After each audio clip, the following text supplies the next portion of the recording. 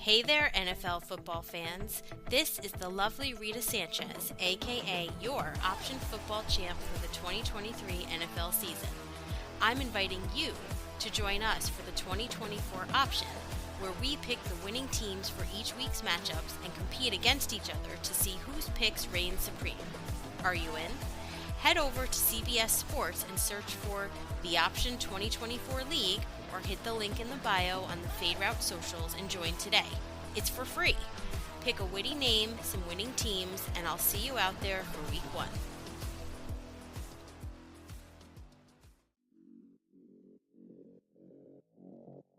Coming at you from the AO Studios, it's the Fade Route with D and Z. Here are your hosts, D and Z.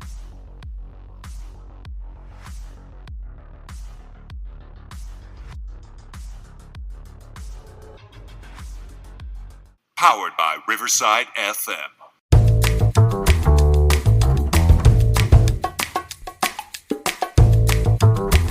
Coming at you live from the AO studio. Ayo. It's the Fade Route with D and Z. I am D, and we've got a great show for you tonight. The Jets stink.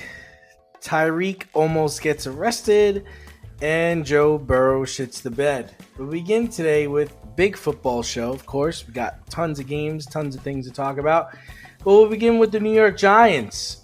I think Giants fans were hopeful that this was the 100th season, new year, Malik Neighbors, new Daniel Jones. Unfortunately, we saw more of the same from the Giants offense. Jones was missing throws. Daboll was calling quarterback sweeps for a guy coming off an ACL injury. And the no touchdowns in the first quarter streak continues for a second year. Defense was no better. Kayvon Thibodeau and Spider-Man middle linebacker Burns was missing in action. Really didn't do anything to the game. Minnesota Vikings had their way. Sam Darnold looked like, wow, okay, you've played here before. So Z, as the Giant fan, as the resident Giant fan, should we have cause for concern, or, can Daniel Jones right this ship? Before we go off on the fact that the inevitable Sam Darnold is good argument, let's just talk about the fact he's going to play the Niners next week, who destroyed the Jets. So let's just temper that right now before we even start. Man, imagine he wins that game. That would be interesting. He does play well in the beginning of the season. Even when I think he was with Carolina, they won like their first 3 or 4 games, and then the tape was out on Sam Darnold. Oh shit! No, they've seen me again. So that's the calling card of a veteran backup quarterback. You can get away with it for a couple weeks. Right. So that was his one. We'll see what happens. But the story is Daniel Jones. He's fucking terrible. I'm sorry. He is not a good quarterback. Yes, he has arm talent. He can throw the ball.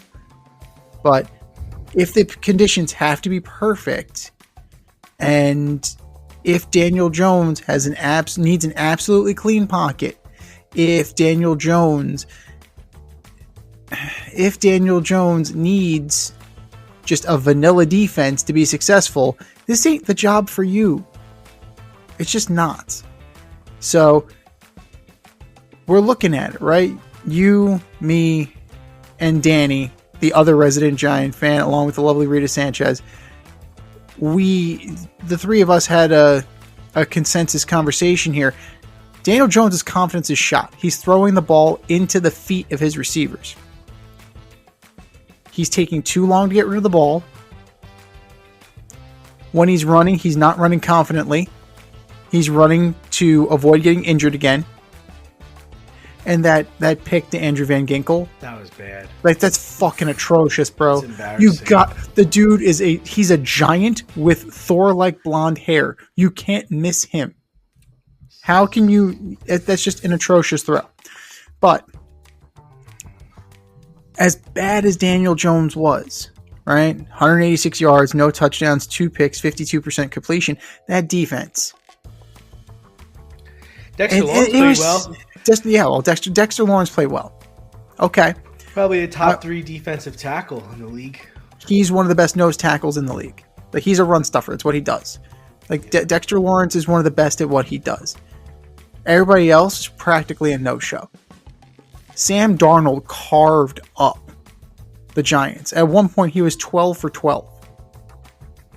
That's all you need to know. Now, is that defensive scheme? Because it's not Wink Martindale anymore, right? They didn't blitz as much as they did with Wink. They didn't. That being said, Sam Darnold, Justin Jefferson, they were torching. They were torching the Giants defense. And they were awful. They were terrible. They were absolutely terrible. Adoree Jackson made a tackle. He made a tackle. A tackle. So, a tackle, 1. So, it was just an absolutely flat performance on a day that they could not afford to have a flat performance, considering the expectations that you need to move this franchise forward. You need to start having expectations for this team, right? It can't just be that, oh, we're growing and developing. Daniel Jones is going to get... No. At some point, you need to hold this guy's feet to the fire. And I thought that's what the Drew Lock signing was. Right? Drew Lock's going to fucking take your job. At no point did Drew Lock even warm up. How is that possible? So I don't want no part of this, guys. It's like, no. You do this on your own, man. No. Danny, it's all you, buddy. It's like, I saw enough. The fans saw enough. Yeah. I'm sure Coach saw enough. It's like, at what point are you like, what? We need to salvage the fucking season, and the game's not even over in week 1 yet. That's a problem. Now, a highlight. I will give you a highlight. Whoa. Neighbors look pretty good. When he got the ball, Neighbors looked pretty good. Wan'Dale Robinson, he looked explosive. So, like, they got to integrate him, jet sweeps. They have to keep trying to do that. Utilize his speed. They still don't have a tight end, or one that they're willing to throw the ball to. Daniel Bellinger only had a couple targets. But Devin Singletary ran the ball pretty well. And that offensive line was opening holes for him. There's something to be said for that. So You're going to take some positives. Those are the positives you're going to take. Everything else you burn. Everything else you burn with fire. But Daniel Jones, how long? What's his leash? Is it 0-3? 0-4? When do you Giants fans are saying now. Giants fans were heckling him on the way out of MetLife. So that's all you need to know about Daniel Jones' standing in the organization. He's a step above Dave Brown. Because at least Daniel Jones won a playoff game. So it's not a great way to start the season. And back to the drawing board. That's all you can say. I wasn't particularly thrilled with the game plan. I wasn't particularly thrilled with Brian Daboll's play calling. No, and just to go with that, he coaches like he has Josh Allen. Yeah. Well, that's what he knows. That's what was successful. And, there's no reason why Daniel Jones can't be that good, right? If you're Brian Daboll, he was taken in the first round. He's big. He's athletic. He can throw the ball. There's no reason why you can't think like that. My whole thing is like you were in training camp with Daniel Jones. You were in practice all the days leading up to this game. And this is what you decided to roll with. And I don't know if that was really the best formula there. I don't know what the answer is. I mean, the whole thing is if you're Joe Shane, you said you were going to give him a chance, right? So, we all talk now that there is no preseason. The first couple of games are really the preseason. So, I think the first 2 games he gets a pass, and then we start judging him on the next 2. And then you let him, I don't know. I think it has to go 5 or 6 games because, listen, you're not winning the Super Bowl. You didn't think you were going to win the Super Bowl this year, right? This year was about finding out is Daniel Jones the quarterback of the future, or do we need to draft a quarterback next year? And my whole thing is just play him. Play him. Drew Lock can come and play when Daniel gets hurt. But other than that, just play him. You're not winning the Super Bowl with this team. And if you're going to draft a quarterback next year, you might as well have a top pick for it. That guy, Ewers is probably coming out. There's a lot of guys coming out that are going to be very good next year. So, Arch Manning. Yeah. And then another Manning in New York. That would be interesting. That's not a bad idea. Yeah, so it's like it is whatever. But can we talk about the garbage that was played last night? The all gas, no brakes New York Jets. I got gas watching that game. That's what the 49ers did to you. They were all gas and no brakes on your ass with a backup quarterback. And Saleh's still touting the same line. Stop with that. Stop with that Brock Purdy. Just touting the same line. Oh, we're going to get better, and I'm not concerned. Motherfucker, you should be concerned. They scored on their first 8 possessions. 8 straight possessions they scored on you. Yeah. There was no pass rush. Brock Purdy didn't score a touchdown, didn't have an interception, but he also didn't hit the ground. Where was everybody? And Aaron Rodgers threw it to only 3 players the whole game. That's not going to work. He was on the field for 21 snaps, I believe. He only had something really ridiculous. It was 21 minutes. 21 minutes. He was on the field for 21 minutes, and the 49ers had the ball for 38. But this is garbage.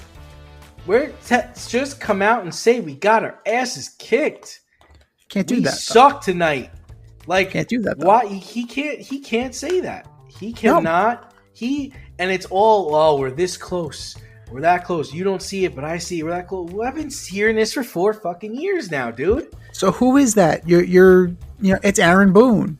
It's Aaron fucking Boone. We're this close. We're just about to turn the corner, and when we do, watch out. But the other part is you told us that this team had a championship defense. Where? Where is the championship defense, Robert? He's holding out. The only guy who's got a ring is holding out. And if I was him, I wouldn't even come back.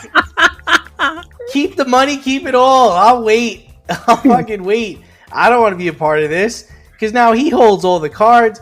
Z, if they lose this weekend in Tennessee and the Patriots somehow beat Seattle at home, you're setting up a 2-0 Patriot team against an 0-2 Jet team for the Jets home opener. Oh, Christ. And if they lose that game, he's out. My God. He's out. You can't lose. I mean, what? There has to be... Because Tennessee played defense this weekend. They didn't do well offensively. They played defense this weekend. There is a chance that they are going to get their asses kicked in Tennessee if they don't get their shit together.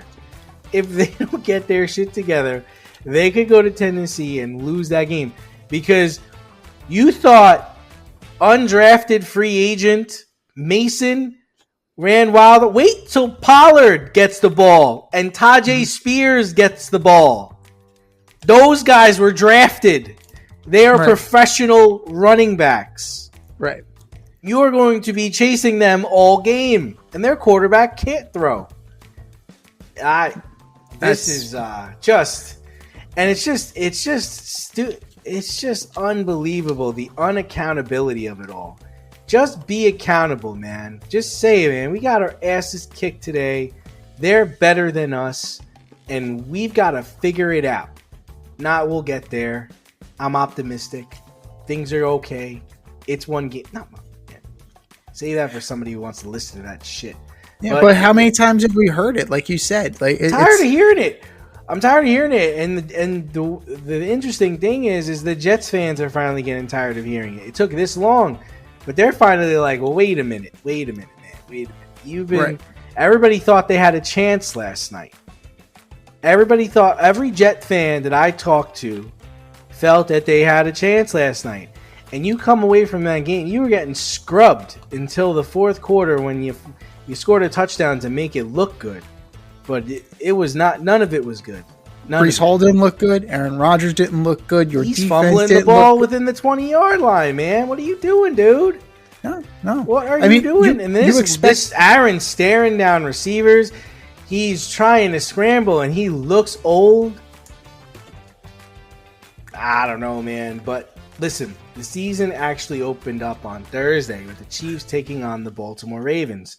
The Chiefs only won by a touchdown, but it did come down to the final possession and a little bit of controversy depending on who you support. Will these two teams meet again in the AFC Championship game? Considering the fact that I have the Houston Texans taking on the Kansas City Chiefs in the AFC title game, I'm going to go with no. But that game really underscored it for me because what do we always say about the running game? Who cannot be your leading rusher? Your quarterback. 16 carries for 122 yards. He was running for his life, though. These weren't design runs. These were like, oh, shit. Yeah. Oh, shit. Yeah, he wasn't Shane nobody's Daniels. open. I got to get out of here. Like, he Right. was running for his life the whole freaking game. I don't know if the Chiefs' defense got better, but they were after his ass. So he had 3 times as many yards as Derrick Henry.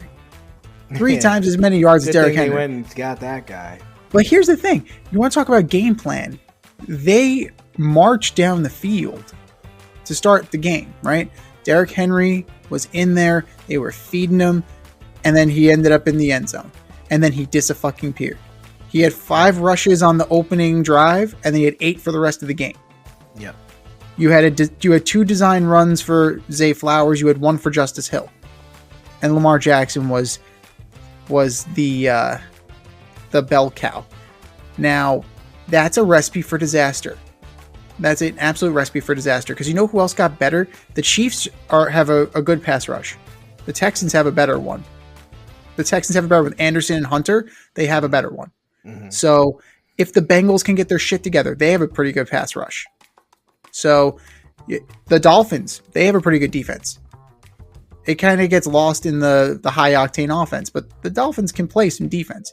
Mm-hmm. So I don't think so. The same old warts. We like to talk about same old Jets, same old Ravens.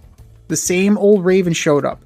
The lack of discipline, the chippiness, the mouthiness at the worst fucking possible time. I mean, great game for Isaiah Likely. 9 for 111 and a touchdown. But you can't be running your mouth like that if that's the best they got. No, we know the best they have because they're the two-time back-to-back Super Bowl champion. Yeah. So, we know what they are. Yeah. We know what they got. Yeah. So you're the one who has to prove yourself, not them. You. Right. No, I liked the Chiefs looked dangerous offensively. Their offense looked better this year than it did last year. They've got that Worthy kid is fast. Yeah. You got Rice who's catching fastballs and getting upfield. They now all 3 of their tight ends, Gray, Watson, Kelsey in the mix. I love how they have athletic tight ends, that run routes and play the field. Yeah. And Kelsey didn't even get off. He was 3 for 34. That's their it. Their defense looked a lot better. Chenal, the linebacker, number 54. Yeah. He was all over the place.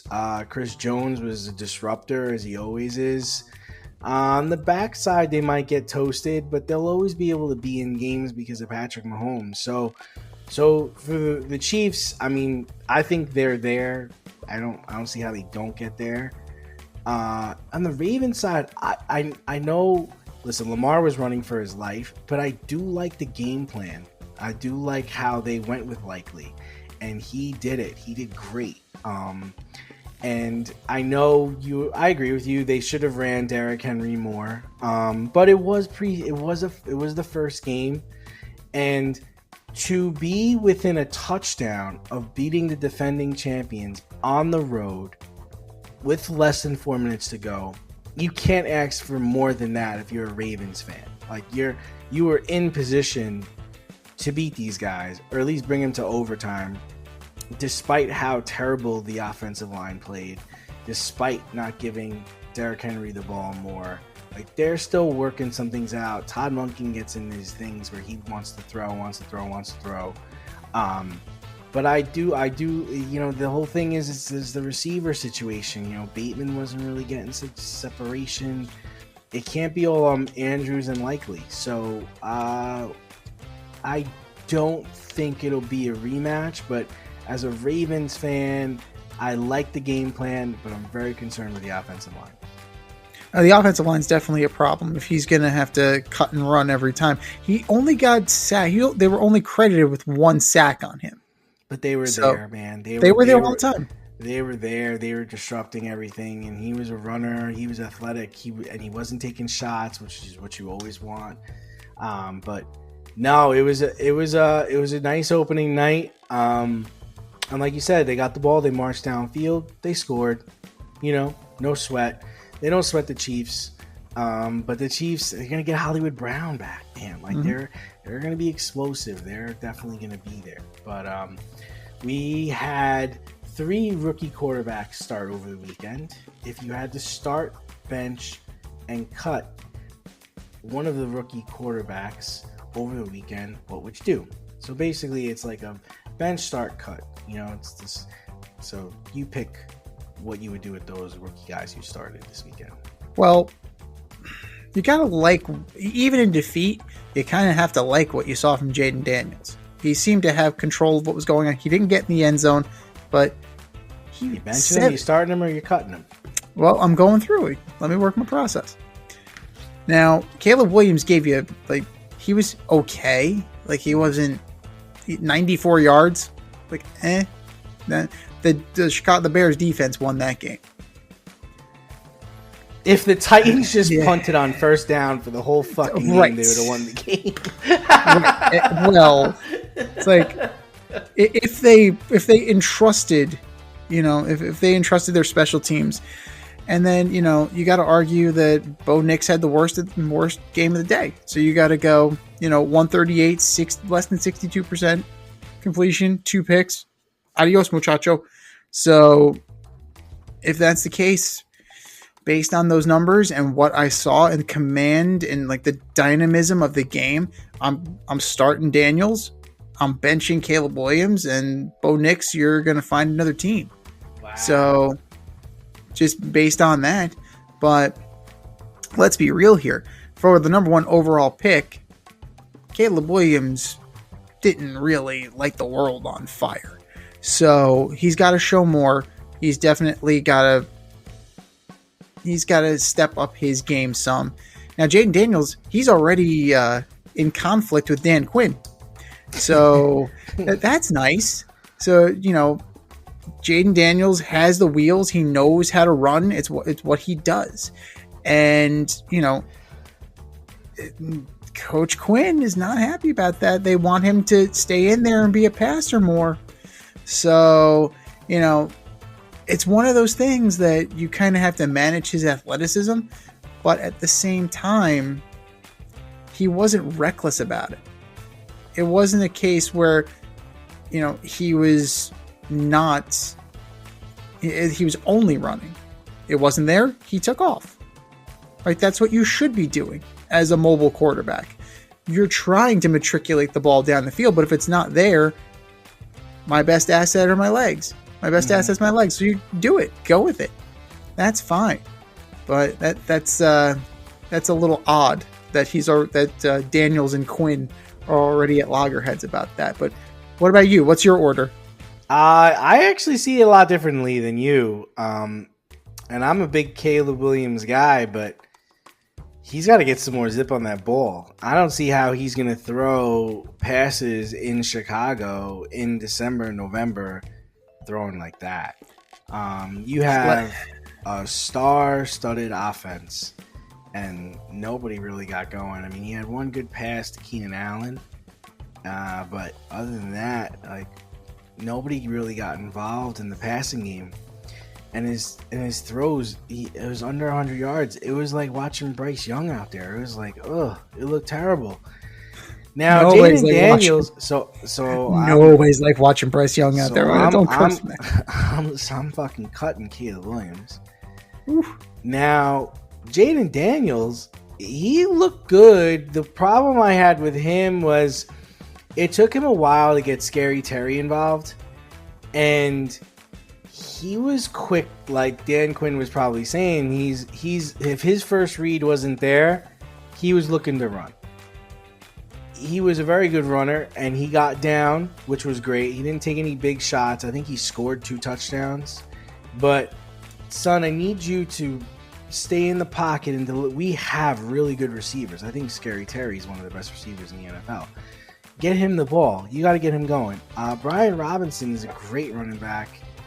So is Austin Eckler. They contributed very nicely to the offense. They put up 20 points. I mean, they played pretty good. Just Baker was having himself a day.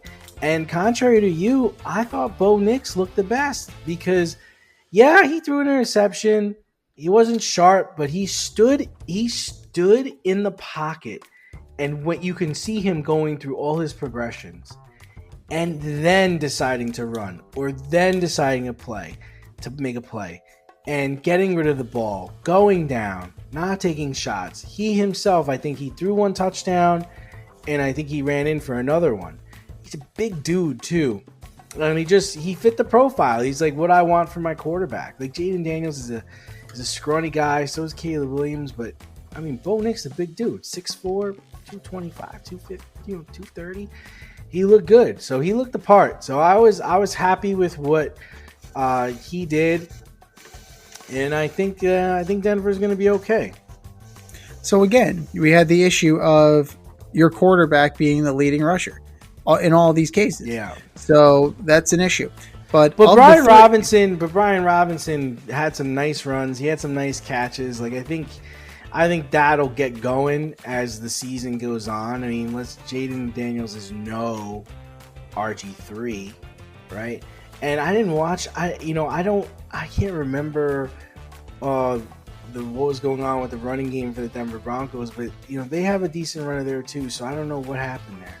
Yeah, well, what happened is that the Seahawks happened because you have Jaleel McLaughlin 10 for 27. Javonte Williams only had 8 carries, man. Javonte Williams needs to be the bell cow. He needs to be the engine of this offense. It's kind of surprising too, because Peyton was all about like running the ball and getting the ball to backs in space. And he had Reggie Bush, and even with Alvin Kamara. Right. Who is that guy on this team? Who's going to be that Reggie Bush, Alvin Kamara? It's got to be Javonte Williams. I mean, it's got to be who you're going to do. He's probably your between the tackles runner, though. Like he had 2 targets, 1 catch for 0 yards. So either they abandon that very quickly, or that's really not Javonte Williams' bread and butter. So.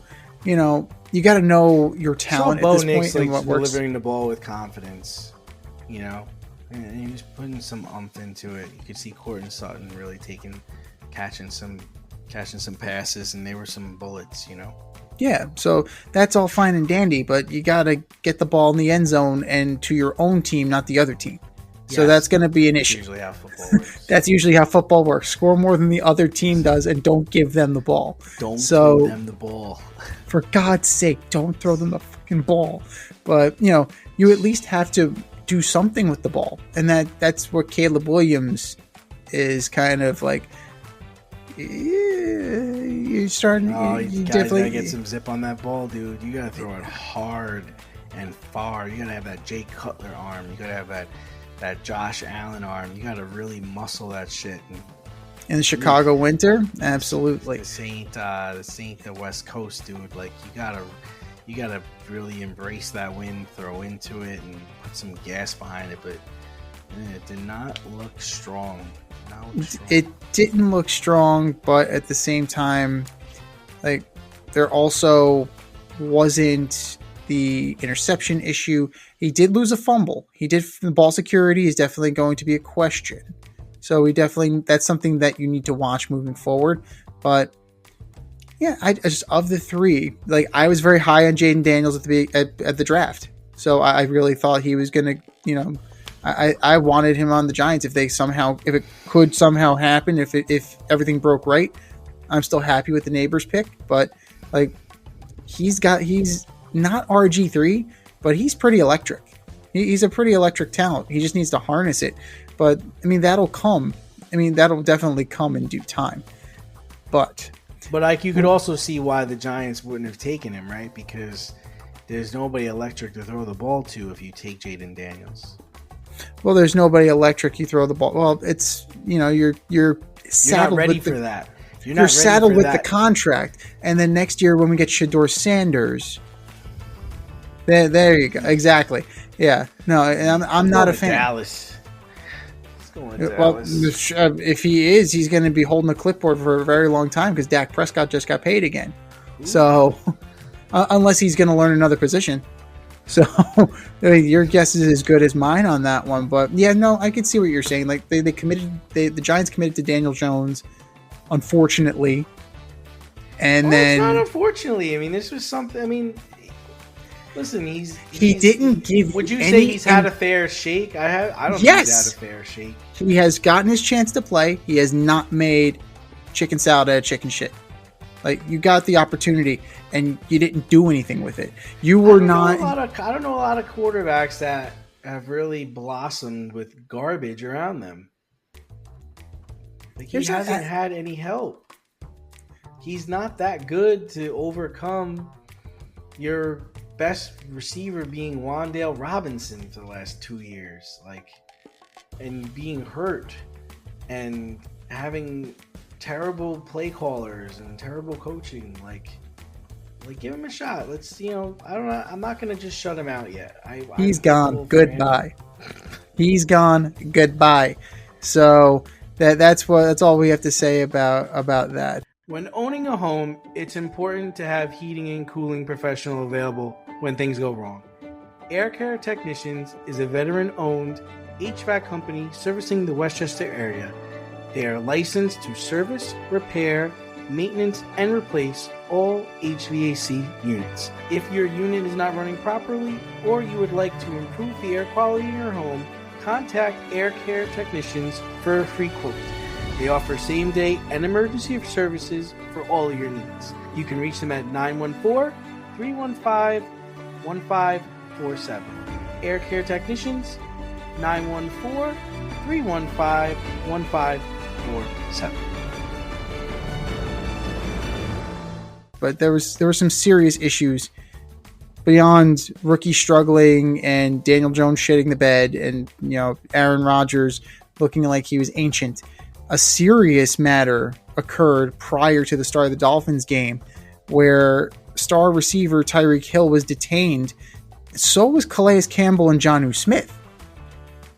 So Hill was detained after failing to comply with Dade County officers during a traffic stop.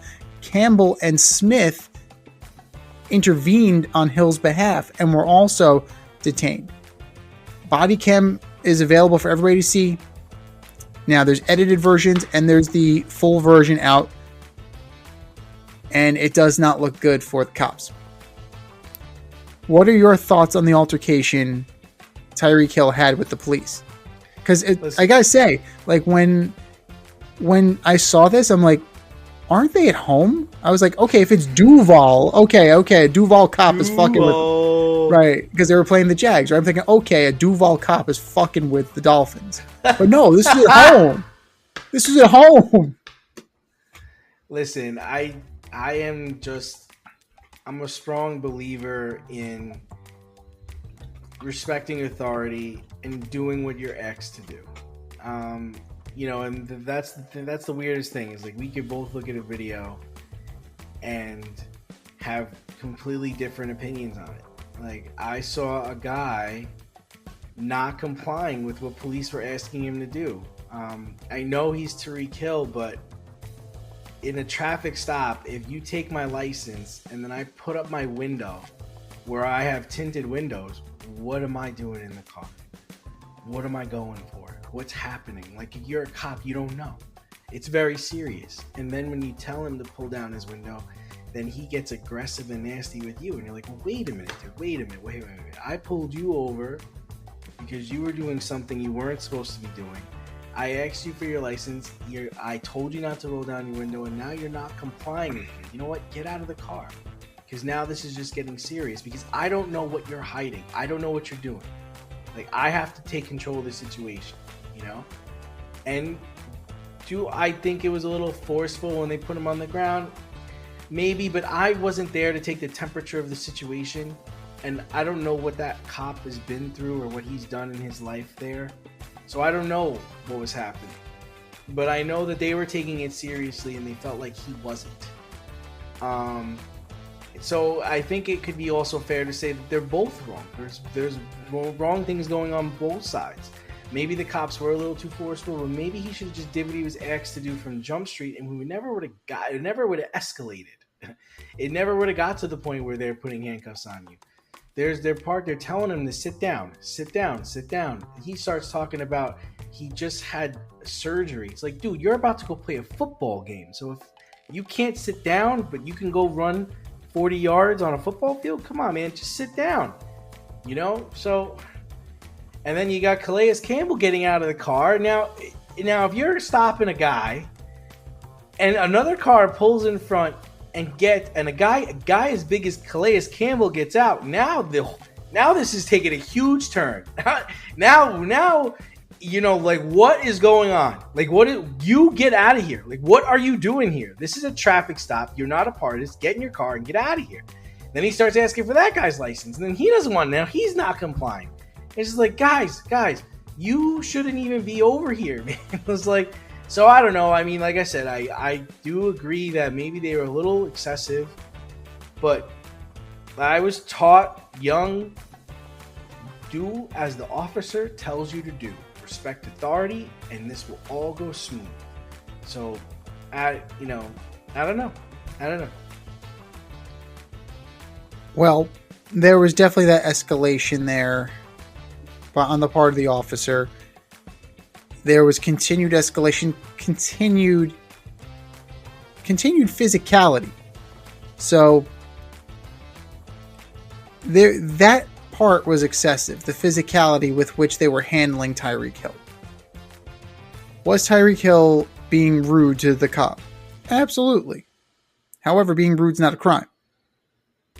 Being an asshole is not a crime, last time I checked. Might be on the statute someplace, but it's not criminal to be an asshole. Was Tyreek Hill rolling the window up continuously? Like, okay. But a police officer is trained to de-escalate situations. And that situation, at no point did anybody try to de-escalate. Right? At no point. He banged on the window more forcefully, pulled the McLaren door open, grabbed Tyreek Hill, and then his buddies get involved and start trying to manhandle him to the ground, and they do actually get him on his belly. So, you know, it's a bad look all the way around for Miami, for Dade County's finest. Yes, Tyreek Hill was being belligerent. Yes, Tyreek Hill was being rude. At no point was there an attempt to calm anybody down.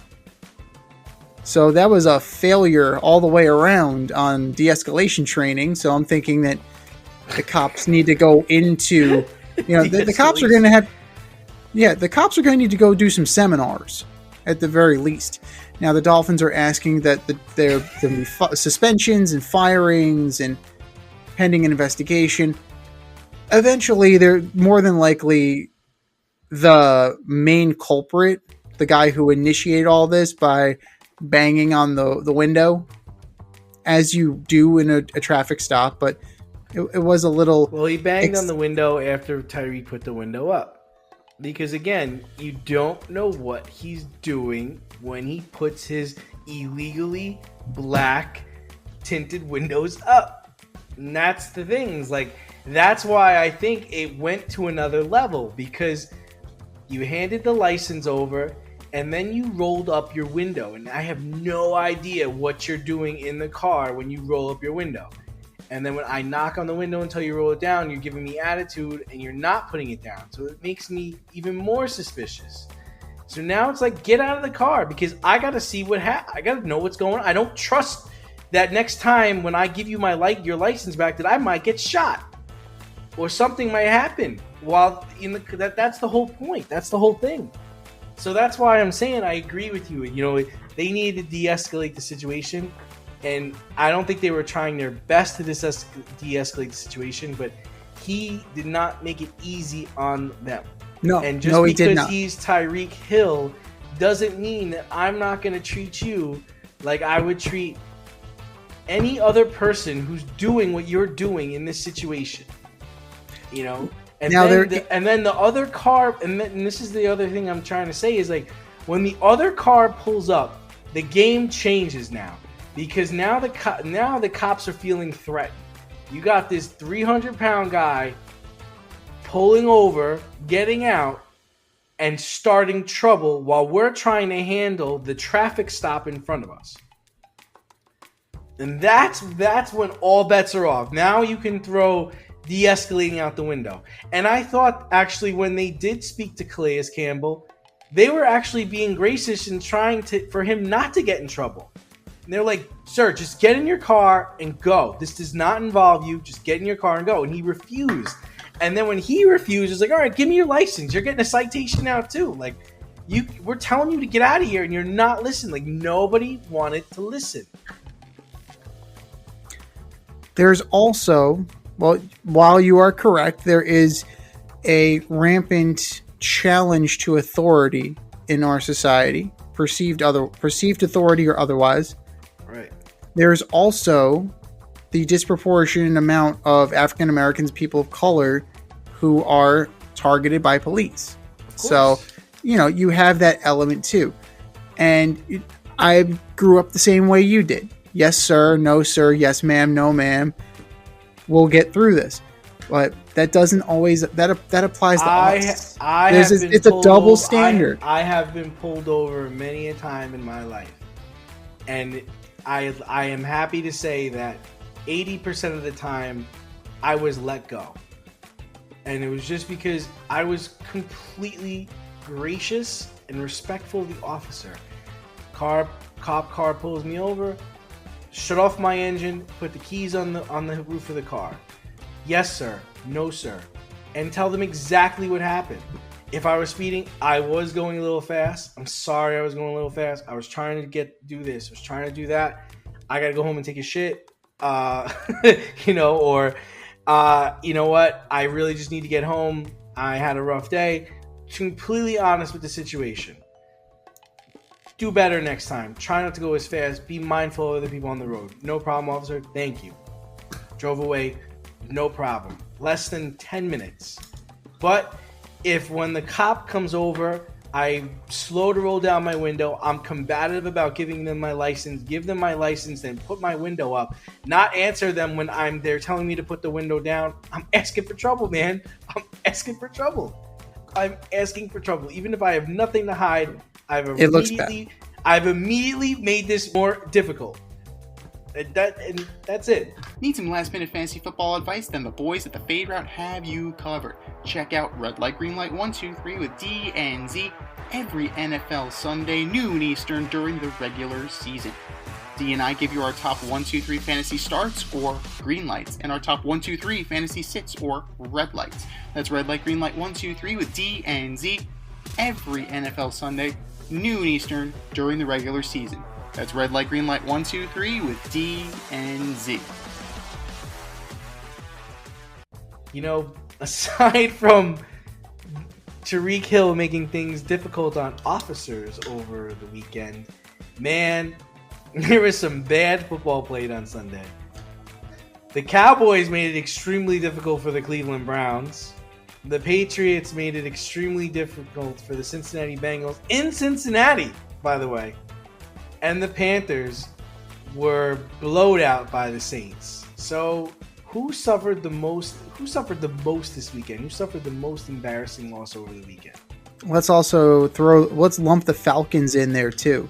Let's throw them in there too. Was that so? Why do you think that was so bad? What was wrong with that game? Expectations, my friend. But what Expectations. Are the expectations? You are. This is another dude coming off of an ankle injury, an Achilles surgery. Like, what are we expecting him to do? What do you expect Kirk Cousins, who's never done anything in the fucking league, to do? But that's my point. They pay him like he's done all sorts of fucking shit. Everybody's still fucking drafting Kyle Pitts like he's going to all of a sudden become Rob Gronkowski. This is who he is. Expectations changed the moment it went from Desmond Ridder to who doesn't have a job, Kirk Cousins. By the way. Well, Desmond Ritter's not that good. So, I know, and I bought his rookie card. Oh, jeez. So that $250 a patch auto. You might as well just let your money on fire. That's what you should. Nothing. It's worth nuts right now. Yeah, I mean the Bengals. They got their butts kicked by Ramondre Stevenson on the ground. Jacoby Brissett didn't screw up. Didn't do anything. That's right. But he didn't do anything. He didn't screw up. He wasn't great. He didn't need to be great. He just needed to not suck. And Jacoby Brissett, just steady Eddie. He did not suck. Steady Eddie. And, Joe Burrow statistically did not have a bad game. Did not get in the end zone. That's a problem. What are you talking about? Did not have a bad game. Are we looking at the same numbers here? 21-29, 164. No touchdowns, no picks. That's good. What was he averaging per pass? Like 8 yards per pass? Well, you're making it sound like he had Caleb Williams' numbers. So, if Caleb Williams how many passes did Caleb Williams complete? So let's get that. But you know what? The issue again is Burrow's protection. Sacked again 3 times. That's a problem. So 3 times. Yeah, I was right. 8 yards per completion. That's horse trash. That's garbage. Not with Jamar Chase running around. What the hell are you doing? Get the ball downfield, Joe. You playing the Chiefs this weekend. You better get your shit together. You're playing in Kansas City, too. We used to call it, Burrowhead? Oh, man. No, that's over. Burrowhead's over. That's over. That's over. Burrowhead is over. Chiefs think that's over? The Chiefs know it's over because Burrowhead my ass, I believe was what, to quote Travis Kelce. Burrowhead my ass. So those are pedestrian numbers. They're not terrible numbers, but it's not enough. It's not enough. Bryce Young, atrocious. It's you don't even talk about the Saints. The Saints 47 is an aberration. They're never going to touch 47 again for the rest of the season. Maybe the next time they play Carolina. But Bryce Young is fucking atrocious. He doesn't look confident, doesn't look comfortable. Yeah, I get it. He's on his 3rd head coach and he's entering his 2nd season. That's a major league problem. But the proof's in the pudding. And this pudding is horrible. It's rotten. It's absolutely terrible.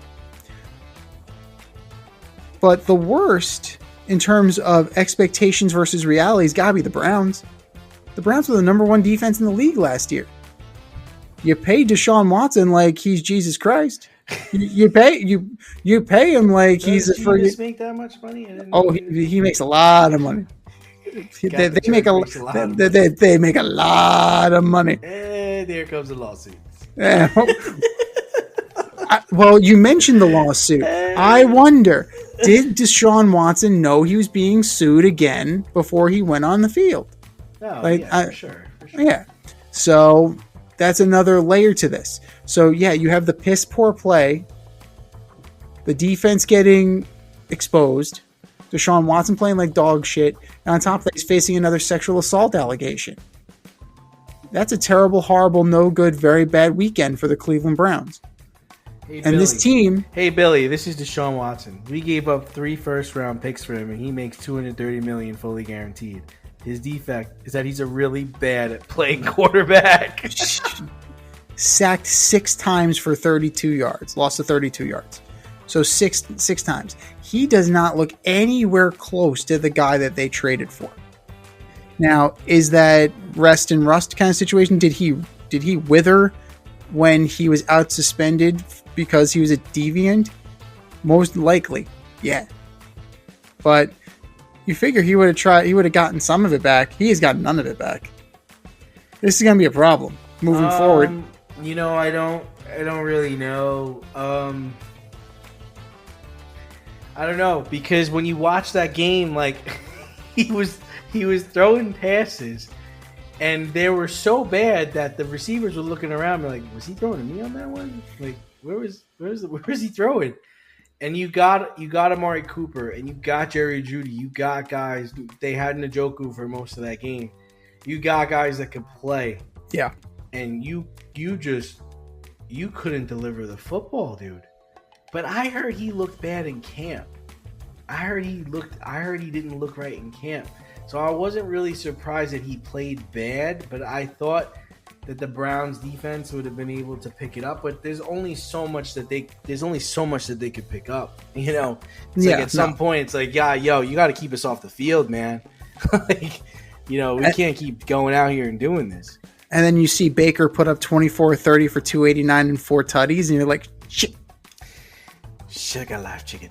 God damn it. The only thing I would say about that situation is his receivers are better, right? And he's been around a while. It's just clicking there. I will concede that they are better, but Deshaun Watson, he doesn't have nobodies. He's got Jeudy, he's got Cooper, he's got Elijah, he's got people. He just can't get them the ball. There's no excuse for it. I mean, you almost question, is he on drugs? Like, what's happening here? Like, what are you? The same thing with Joe B. Like, Joe, like, what? I know you're impressed with his 8 yards per pass, but that's awful, dude. Like, that's not who you are. You're supposed to be Joe Shiesty, man. You're supposed to be the guy who got to the Super Bowl in his second year. You're supposed to be the guy that's going to beat Josh Allen, the guy that's going to beat Mahomes, and you can't even beat the Patriots without Tom at home? So, I don't know. For me, I agree with you, though. The Browns was the most embarrassing one. I was telling everybody at work, well, that Browns defense is going to feast on the Cowboys. Starting 2 rookies on the offensive line, Myles Garrett's going to eat that up. There's no reason why it didn't happen. There's no reason. There's no reason for it. Absolutely not. And you know what? We're going to find out about the Patriots. But maybe the Patriots aren't as bad as we think they are. Man, I'm telling you, like I was saying earlier in the show, if they win this weekend and the Jets lose, and you're going to see the Jets playing the Patriots where the Jets are 0-2 and the Patriots are 2-0. Somebody's going to lose their job after that game. Right? But, it's within the realm of possibility. I mean, this is week 1. Week 1 is when the crazy shit happens. Week 1 and then week really 18. That's it. I'm telling you, it's going to be like the next 4 weeks. Like, I just think it's going to take time for them to get in a groove. Because everyone just looks bad. Like, nobody looked crisp. The 49ers look crisp with a backup quarterback, but they've had that team together for how long now? Like, all those guys have been playing together for a while. Like, nothing's changed. You know what I mean? Oh, beautiful. Adley Rushman, two-run RBIs. Yes. Yeah. So there was awful football played on Saturday as well. There was awful football played on Sunday. There was awful football played on Saturday. Northern Illinois beat Notre Dame in South Bend, and Michigan got crushed by Texas in Michigan. Now we couple this with the Florida State garbage, and our college teams making it easy since they see that they can get into the playoff. There's more teams in the playoff. Are they just cakewalking through the regular season now? You hope not, because that's it certainly seems that way. It certainly seems like nobody really cares. They're like, all right, we got 1 loss. We're all right. It's like nobody, yeah. We just got to be a top 12 team. We're all right. We just got to get in. All we got to do is get in, right? You got to put your best foot forward, though. You gotta show up. You absolutely have to show up. I'm sorry. I'm not for people losing their jobs, but I'm pretty sure Notre Dame paid Northern Illinois to come in there. Yes. And for you to lose to that team at home, that's true. By that score, people got to lose their job, man. Sorry, dude. Like, you got to lose you don't got to go, but you got to get the heck up on out of here. You can't keep your job. That's got to be the worst loss in the history of Notre Dame. That has to be one of the worst losses in their history. Besides the blowout in the national championship game, that's got to be up there. Northern Illinois. These kids were like not recruited by you, and they're in your area. Like, right? What? Like, that's the that's the crux of everything. It's like the guys that you cast aside. Right. Now Michigan's number 3 in the country. Texas is number 3 in the country. They go into Michigan. They go into Ann Arbor. Okay, like that's at least comparable. Like that you kind of can deal with that. Both of those teams you expect to be there. You're actually scheduling a quality opponent. It's not, Georgia, Tennessee Tech. So it's not Cupcake U. So I can you can kind of work with Texas, Michigan. You can't. It's inexcusable for a team like Northern Illinois to come into your house when you're the number 5 team in the fucking country. They were number 5. They were number 5 in the country, bro. That's cool. You can't do that. You can't do that. It's absolutely pathetic. It's a pathetic performance. And they walked home with the winner's share of the purse. Like, that's the best part. You paid them. It's like, this is all fucking layup. You paid them to come in there and kick you back in. This is it. And then Colorado too, and there were kind of like, there are cracks in the Shedeur Sanders, Deion Sanders armor. Right. Because the offensive line, Mr. Sanders threw them under the bus. But you just need to be there at the end. But how you get there matters. It absolutely matters. If you just beat up on Scribinos the entire time, like, that's not impressive, right? I mean, you absolutely could argue that Florida State is still in it, which is mind-boggling because they fell out of the top 25. There are no mixed reactions. There are no mixed reactions. There are absolutely no mixed reactions. The teams that we expected to be good are good, and they're kicking the heads in of the people that we expect them to kick their heads in, with the exception of Notre Dame. Now, Northwestern losing a double overtime to Duke is surprising, but you figure Ohio State, perfect example. Ohio State schedules Western Michigan 56-0. Just beat the shit out of them and sent them packing. Like, Ohio State is doing what they're supposed to be doing. The only thing I would say about the Michigan game is, like, you're the defending national champions. You let Texas come into the big house and you can't even score a touchdown. Like, you didn't, that's my only problem with the Michigan thing. Like, it took so long just for them to get a touchdown. Like, come on. That's fair. That is very fair. And there's something to be said. Michigan is replacing Harbaugh, and you have another year of continuity with Ewers and Manning in Texas. Texas looks good. Like, Texas absolutely looks good. It wouldn't surprise me if they're in the top tier for the remainder of the year. But this is when you should be making the case.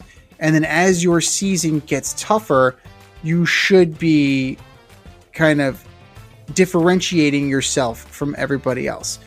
And yeah, I think people are just comfortable. I think you're absolutely right. The expansion of the playoffs, it's taking the urgency away. Like, oh, I can have 2 losses and I can still be in this thing.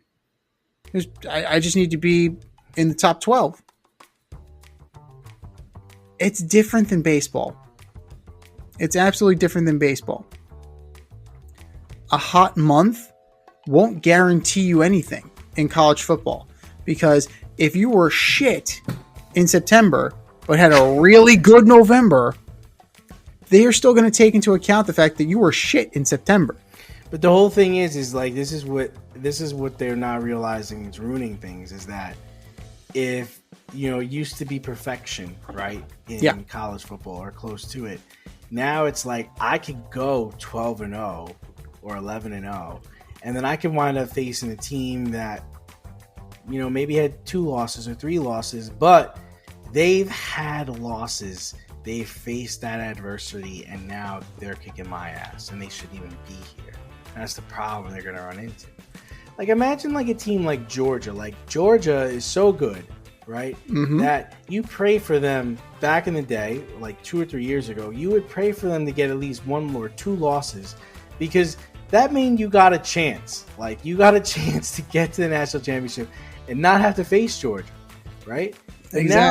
But now that changes, because now Georgia, as good as they are, they can have 1 or 2 losses and still be like a 4 seed or a 6 seed or an 8 seed.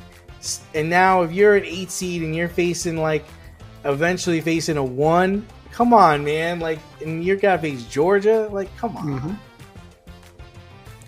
The door is wide open. The door is absolutely wide open, and we're going to see mediocre teams, because that's what this is. Like, in college football, if you have 2 losses, you're like a mediocre team. That's pretty like damning of the whole thing. But you're going to see teams like we talked about Florida State. We talked about in the past Cincinnati. We've talked about teams that you have a difficult time making an argument for now as sure things. Right? In the past, it's like, oh, I don't know. Maybe they'll make the playoffs.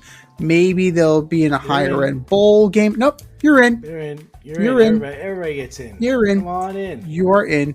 So that's the nature of the beast. Hall of Fame, everybody gets in. Come on, everybody. We think everybody gets in. But that's the nature of the beast right now, man. Like that's the case. It's expanded. Everything is expanded, and it doesn't necessarily make for better. It just, all it does, it just works towards a money grab. And that's what college football and college athletics has become. It's your big cash grab, and then you'll get your big cash grab when you get to the pros, if you're good enough to get to the pros. This is your first stop on the way. So we got to hope for a better product coming down the pipe, just like we're hoping for the NFL to kind of get their sea legs under them. You hope that things kind of get better in college football, but I mean, the system isn't changing, but all you can hope for is that the games at least get better.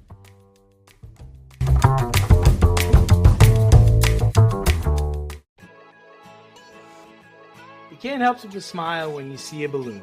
PopstarsBalloons.com offers spectacular balloon decor for all of life's events, specializing in custom balloon creations and installations for private events, corporate and school functions, photo shoots, brand events, and fundraisers. Led by certified balloon artists, the Popstars Balloon team shape balloons into custom works of art. Popstar Balloons provides full concept balloon design, build and installation services, as well as pre-assembled decor pieces available for pickup or delivery. Popstar Balloons is a woman-owned, small family business focused on providing professional balloon services using only high-quality, 100% biodegradable natural latex balloons made in the U.S. and Italy. They consistently prioritize the safest use and handling of balloons in a sustainable and responsible manner. Popstars Balloons is located in Westchester County, New York, but likes to party at events throughout New York City, Connecticut, Long Island, and New Jersey. Popstars Balloons can also accommodate balloon decor services for destination events. No event too big, no event too small, and their custom personalization service is the perfect touch. They also offer a full line of event decor options like backdrop, prop rentals, tablescapes, dessert table setups, custom signs, and they always deliver with a smile. Whether you're looking for gift balloons, classic decor, or large-scale design for a big impact, Popstars Balloons will create the perfect decor for your theme, vibe, and space. So if you have an idea in mind or need inspiration, Popstars Balloons decor will be the cutting edge and spectacular. Visit popstarballoons.com to pop your next event.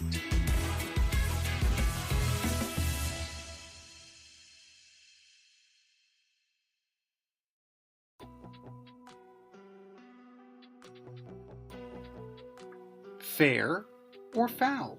Judging the more messed up stories of the week.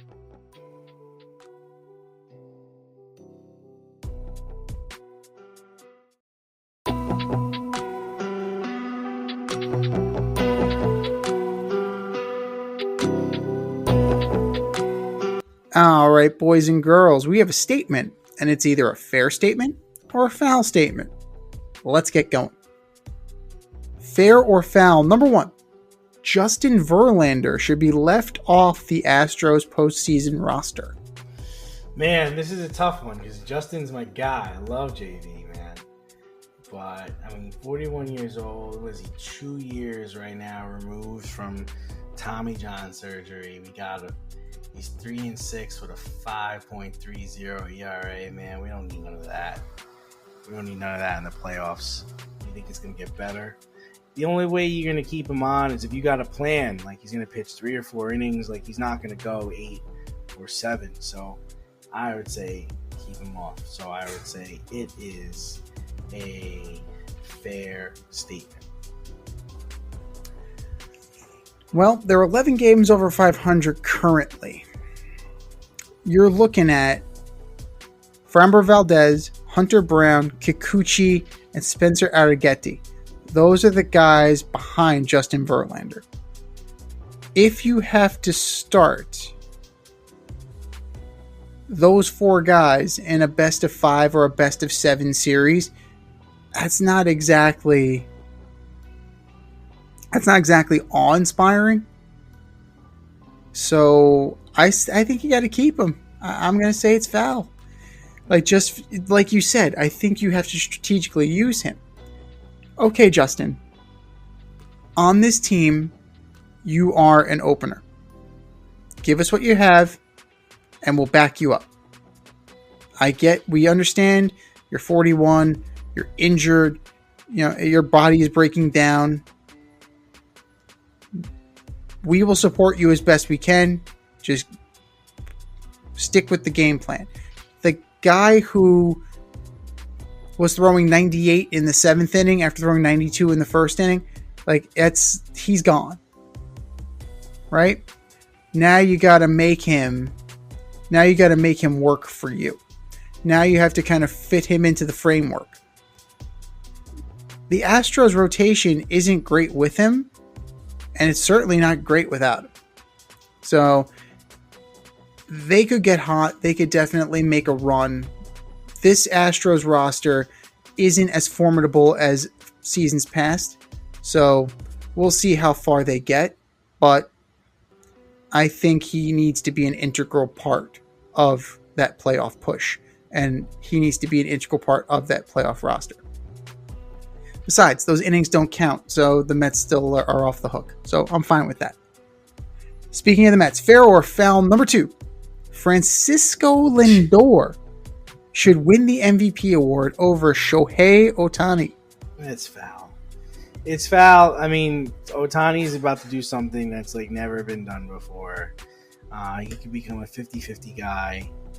I know he's only hitting, but he is impacting the Dodgers to the level of he is their most valuable player. Now Lindor is having his best season as a Met, but the Mets are still all right, and I would even argue that Pete Alonso is their best player overall.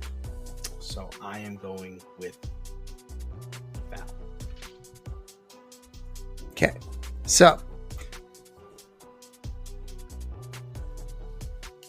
you can make an argument for Francisco Lindor. If Shohei Ohtani is a 50-50 guy, there is no way in hell that Francisco Lindor is going to get it. But you can make a case for him. Not only because of the defense. He does play stellar defense. What hurts him is April. If he played at this clip the entire season, we just talked about college football, right? They care about what you do in September. The people voting for MVP care about what you do in April. It has to be a whole season-long process.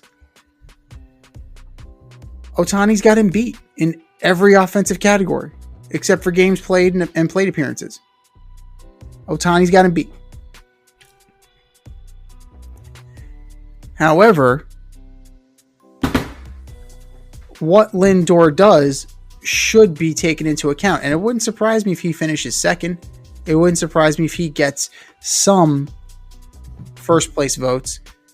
Francisco Lindor is head and shoulders the best player on the Mets. Pete Alonso is not even close. So that the argument of that is, like Francisco Lindor is a better baseball player all around than Pete Alonso. Pete Alonso is a great slugger. He's an okay defender. Not the best player on the team.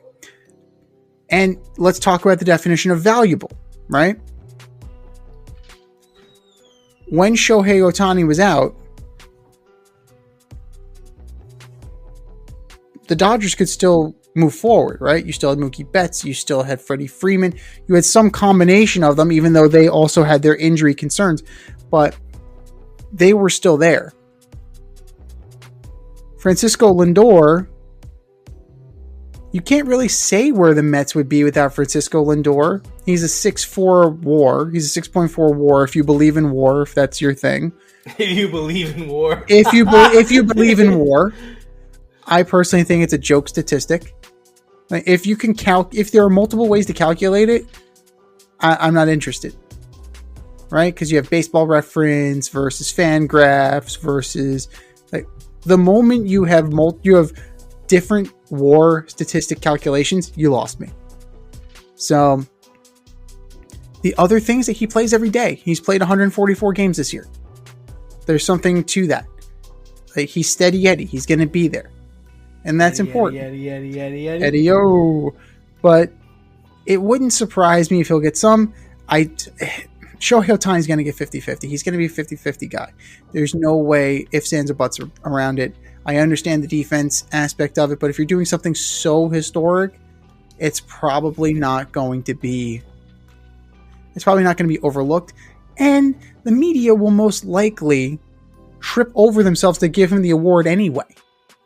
This is going to be like the LeBron MVP. He could win it every year if the media wants him to, and if he puts up a decent enough year. But Lindor should be in consideration. So, should he win it? Probably not. Consideration? Yes. So, by the semantics of the statement, I'm going to go foul. The sentiment, fair.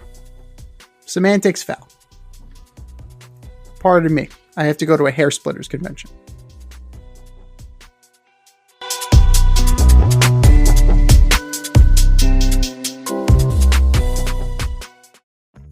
Your favorite podcast has its own merch line now. Go to the Fade Store with DNZ.com today and check out our releases in apparel, accessories, drinkware, and more. Ever wanted an Alleged Superstar t-shirt? We got those. You want some yoga pants? We got those too. And we're not done yet. We have a lot of exciting collaborations and new products on the way. But check out what we have now at the Fade Store with DNZ.com. That's the Fade Store with DNZ.com.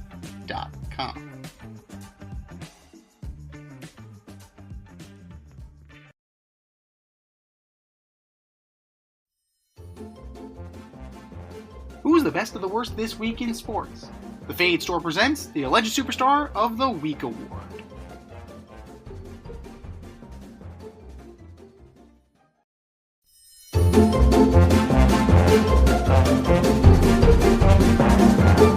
All right, boys and girls, you know what time it is. It's time for the Alleged Superstar of the Week. You know how it goes. We put up a poll on our X account at FadeRouteDNZ and our Instagram poll at Fade Route Podcast, and you vote, and you vote, and you vote, and you vote. And the winner of said vote gets a shout out on this here show and takes home the coveted ass trophy. And do you know who took home the coveted ass trophy last week, D? I don't. The Florida State Seminoles. Ooh. Yes, yeah. 0-2. 0-2, coach. Still playoff eligible. Congratulations, you're alive. But that was last week. This is this week. Who you got for Alleged Superstar of the Week, D? All right, first up, I've got Russell Wilson.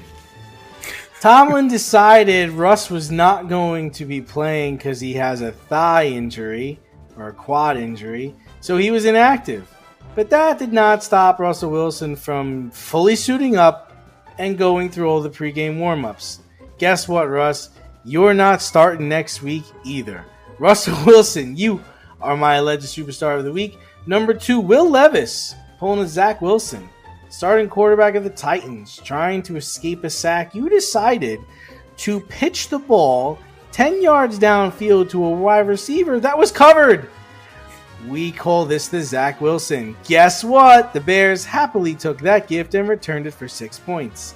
Will Levis, you are my Alleged Superstar of the Week. And number 3, Joe Burrow.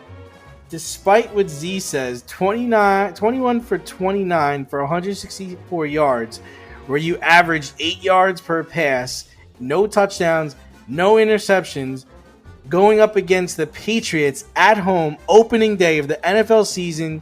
That is bum status, brah.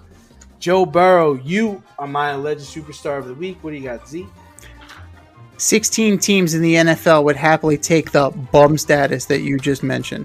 I don't think the Jets would. The Jets would love to just keep starting Aaron Rodgers. He's great. Oh, he's absolutely wonderful. He's absolutely wonderful. But I'm going to start with those Jets. 32-19. Your vaunted championship level defense. Where was it? I didn't see it. You let Jordan Mason run through you like crap through a goose.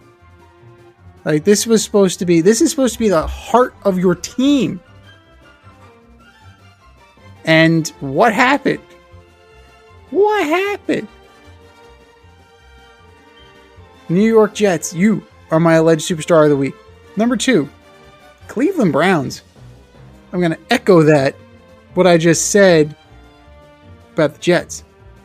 You were the number 1 defense in the league last year. You could not get home against Dak Prescott and the Cowboys, who are starting 2 rookies on the line? With Myles Garrett? What? And on top of that, your quarterback, who is being sued for yet another sexual assault, was that 24 now? I'm pretty sure it's 24 in total. If we're going to keep our ticker going. That's bad. That's pretty bad. That's a statistic you do not want to lead the league in. And yet, but it's a terrible, horrible, no good, very bad all the way around for the Cleveland Browns. And dare I say, this is a little bit of karma for getting into bed with Deshaun Watson, knowing what you knew. Cleveland Browns, you are my Alleged Superstar of the Week. And number 3, Daniel Jones, 52% completion, 186 yards, a 44.3 passer rating, no touchdowns, 2 picks, getting dragged, getting heckled by your fans, by the home fans as you're leaving, and they weren't telling you your backpack was open. You know, they were all up in you. They were all up in your face. This is a make or break, and it sounds like you already broke by that performance. Daboll wants Josh Allen. You gave him Josh Rosen. That's all we need to know. That's all we need to know about you. You got your money. Now's the time to deliver. Daniel Jones, you are my Alleged Superstar of the Week. I think we said our piece. Go to our X account at FadeRouteDNZ and our Instagram account at FadeRoutePodcast and vote. And vote, and vote, and vote. And for our nominees. You're better than that. Just do better. Just do better. This has been The Fade Route with D&Z. Thanks for tuning in tonight. Catch our podcast on Wednesday nights on Spotify, iTunes, iHeartRadio, or wherever you listen to your podcast. So until next time, stay fade, everyone. Time for us to run the go route. We'll talk to you next week.